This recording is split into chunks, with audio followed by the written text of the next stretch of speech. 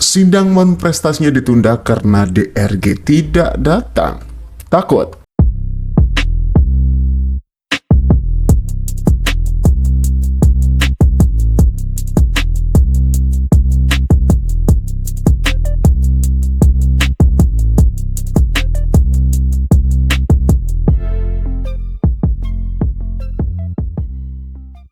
Ya, pada kenyataannya hari ini sidang kedua tuntutan prestasi terhadap DRG dari Nikita Mirzani tidak juga dihadiri oleh tergugat sendiri, gitu ya. Bahkan kabar menyebutkan bahwa DRG sedang liburan ke Bangkok. Tapi banyak juga yang bilang kalau DRG takut untuk menghadapi NM. Ya, pada kenyataannya juga dukungan itu tidak hanya dari warganet saja, bahkan juga dari beberapa public figure, diantaranya Emma Waroka, Valerie, dan juga Tessa Mariska yang hadir turut mendukung Nikita Mirzani pada hari ini, gitu ya. Walaupun pada akhirnya sidang itu harus ditunda, gitu. Coba kita dengarkan pendapat mereka tentang kasus ini, bahwa ternyata Nikita Mirzani bukannya mendapatkan celaan, gitu ya, dari tuduhan-tuduhan yang sering kita dengar sejauh ini, yaitu tentang pemerasan, TPPU dan lain-lain, gitu ya, malah mendapatkan banyak sekali simpati dari warganet dan juga beberapa public figure ini, termasuk dari mereka bertiga ini ya. Coba kita dengarkan pendapat dari Tessa Mariska berikut ini. Perdata aja dia nggak datang, apalagi pidana. Karena menurut gue perdata ini adalah kunci menuju ke pidana itu, bahwa Niki akan bisa bebas, karena ini jika ini dikabulkan bahwa ini adalah wan prestasi, ini adalah kunci ke pidananya Niki, bahwa ini loh pengadilan negeri aja memutuskan wan prestasinya menang, insya Allah ya, berdoa ya semoga menang ya. Nah itu karena segini yang gue lihat ya, ada sekelompok orang yang berusaha mengkriminalisasi seorang ibu tunggal ini, tapi dia tidak berhasil. Tadinya mereka berpikir dengan ditahannya Niki, dengan dikirain Niki pemeras segala macam, tadinya dikirain kita akan menghujat. Ternyata berbalik arah, semua simpatik karena seorang ibu ini tidak bisa ngomong lagi, dia tidak bisa membela dirinya, gitu loh, tidak bisa membela diri, tidak bisa ngomong, jadi semua malah bersimpatik. Tadinya tujuan mereka untuk menjatuhkan seorang Nikita Mirzani, supaya lu pemeras lu, ini lu cuci ulang. Ternyata berbalik arah. Ini kan mereka kucar kacir sekarang, bingung. Wah, ini salah strategi nih kita nih, gitu. Salah nih kita. Jadi menurut gue, kalau orang tidak bisa berbicara, semakin dihajar. Buktinya yang menghajar-hajar sekarang diam kan, kan?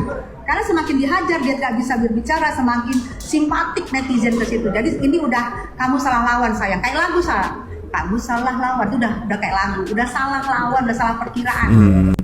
Ya, itu pendapat mereka berdua yang langsung hadir pada hari ini, gitu ya. Coba kita dengarkan ya, sedikit kita baca deh ya, gitu. Kita sedikit baca pendapat dari warganet tentunya mengenai ditundanya sidang ini karena terdakwa atau tergugat sendiri itu tidak hadir, gitu ya, tidak menghadiri persidangan kedua pada hari ini.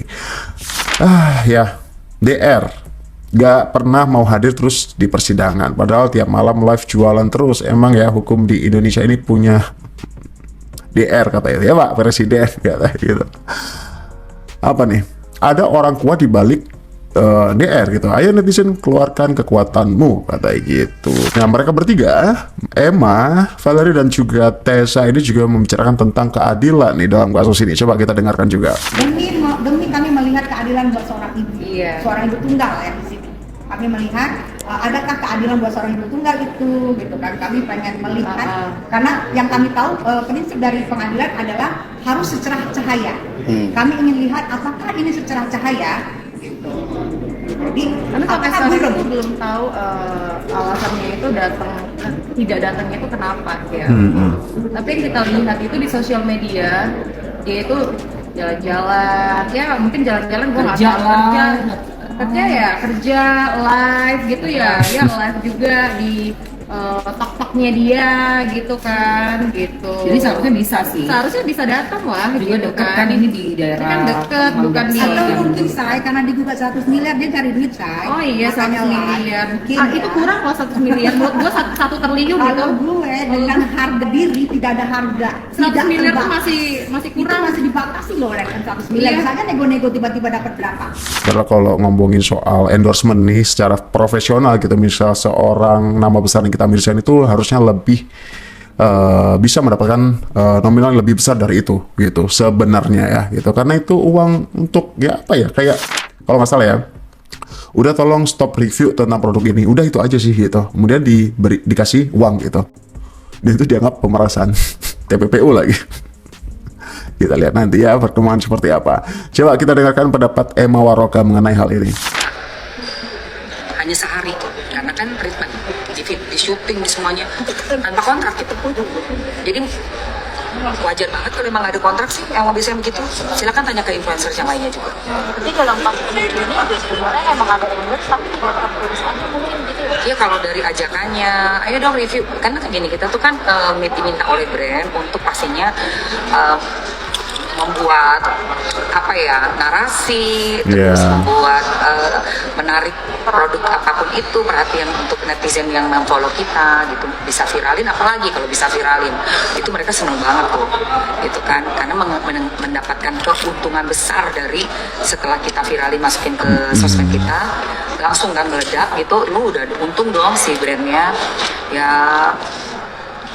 Untuk yang sekali berniki seharga itu menurut aku malah murah ya.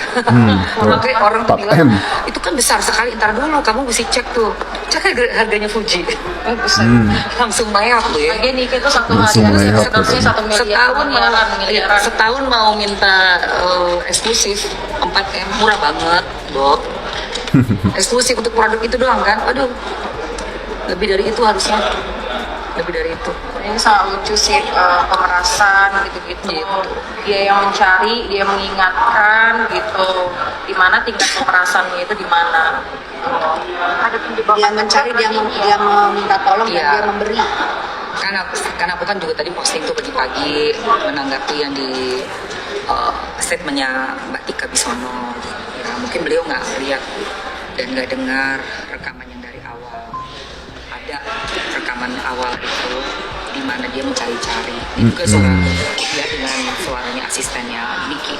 Jadi mencari-cari, iya nggak mau lo dibayar, ada dialog. Tapi kalau ingetin lagi ya. Ada Dia malah minta diingetin, bener. Nanti kalau ingetin lagi ya. buat Mana aku- ada di buat aku kalau tuh, pemeras itu nggak ada diingetin.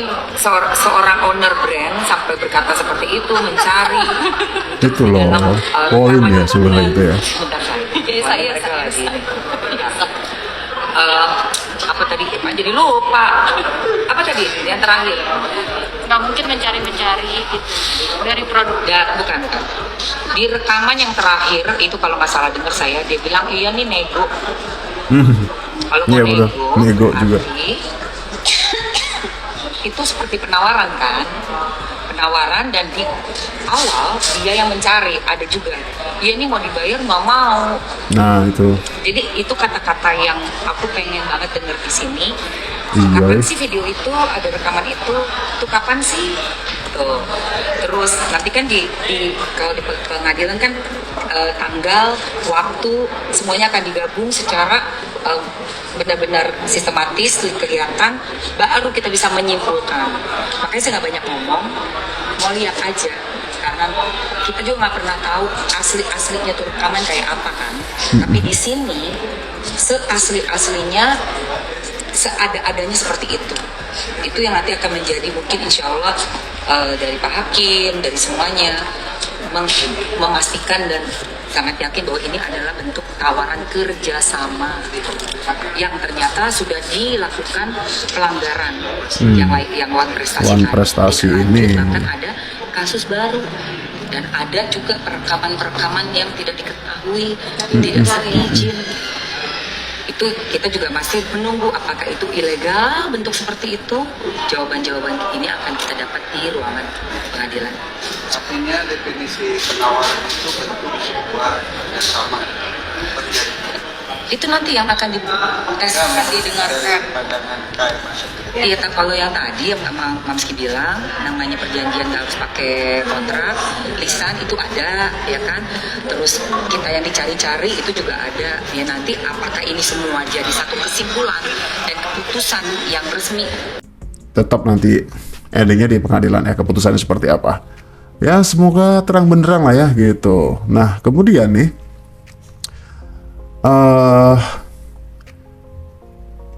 hal ini tuh juga kalian sambil nonton video ini kemarin ya, video yang sudah lampau ini beberapa hari yang lalu, ini pertemuan NM dan juga sahabatnya Mail ya gitu. Nah, jadi sebelum sidang ini dimulai juga Bang Fahmi itu menyampaikan bahwa harusnya ada sebuah laporan yang DRG ini tuh atau RG ini harusnya hadir ya untuk menjalani pemeriksaan gitu.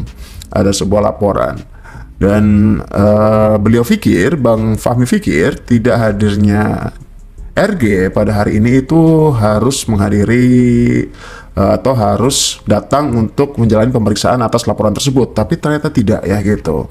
Jadi rumornya bahwa RG ini sedang liburan di Bangkok gitu. Hal itu juga turut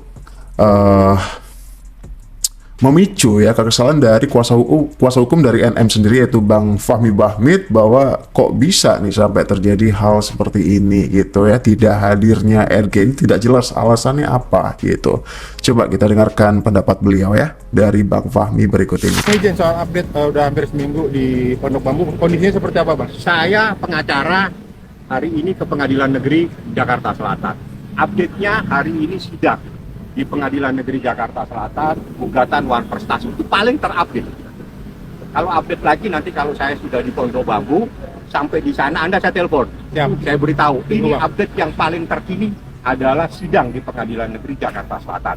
Yang paling terpenting hari ini berdasarkan informasi saya terima, seseorang berinisial RG itu seharusnya hari ini diperiksa, dimintain keterangan di Polda Metro Jaya, di Reskrim Sus Polda Metro Jaya terkait dugaan adanya laporan dugaan tindak pidana melanggar Undang-Undang Kesehatan, dugaan adanya tindak pidana melanggar Undang-Undang Perlindungan Konsumen. Seperti apa prosesnya? Mohon teman-teman bisa memantau, bisa meminta informasi dari Humas Polda Metro Jaya, bagaimana prosesnya, kasusnya ditangani oleh Reskrim Sus Polda Metro Jaya. Inisialnya RG. Bang, itu atas laporan yang prestasi, apakah itu memang harus ada di atas seperti perjanjian tertulis atau seperti apa sih Bang? Itu ahli yang jelasin. Ahli kalau menurut hukum perjanjian itu yang penting memenuhi syarat. Syaratnya ada manusianya, syaratnya sesuatu yang sah, syaratnya sesuatu yang halal, syaratnya yang tidak bertentangan dengan hukum. Manusianya ada tergugat satu dan penggugat. Itu manusianya, itu namanya subjek. Objeknya ada, terkait dengan review hal-hal yang baik. Kapan tenggang waktunya? November ke November. November 2024 dan November 2020. Itu telah memenuhi syarat 13-20 tahun. Saya tidak perlu memberikan kuliah pagi ini, karena pagi ini saya datang di pengadilan untuk... Ya, itulah bentuk kekecewaan dari kuasa hukum NM sendiri ya, gitu. Sebagai kuasa hukum sudah hadir dari sidang pertama sampai sidang kedua yang akhirnya harus ditunda gitu, yang tidak menemukan titik terang karena tidak hadirnya tergugat, yaitu RG sendiri. Itu. Coba sedikit tanggapan warganet. Olive ketakutan makanya kabur. Dia udah berkali-kali tidak datang, terus tindakan polisinya apa kalau tidak datang terus mundur-mundur aja gitu, kata gitu. Harus apa nih, dijemput paksa RG di ruang sidang, jemput kata gitu. Ciri-ciri orang salah, kata gitu. Ya. Yaudah, itu sedikit update untuk hari ini. Ini berikut adalah sebagai video penutup, sebagai video hiburan saja dari salah satu warganet menanggapi kasus ini. Jika harus bermusuhan dengan orang yang berduit, katanya gitu. Kocak nih ya. Sampai jumpa di video selanjutnya. Yang disuap di penjara nggak keluar-keluar, yang nyuap healing, jualan, semangat hidupnya menyala Indonesiaku. Jalan-jalan ke Matraman, pulangnya lewat kebun sawit. Kalau kita mau hidup aman, jangan pernah macam-macam sama orang berduit. Apek.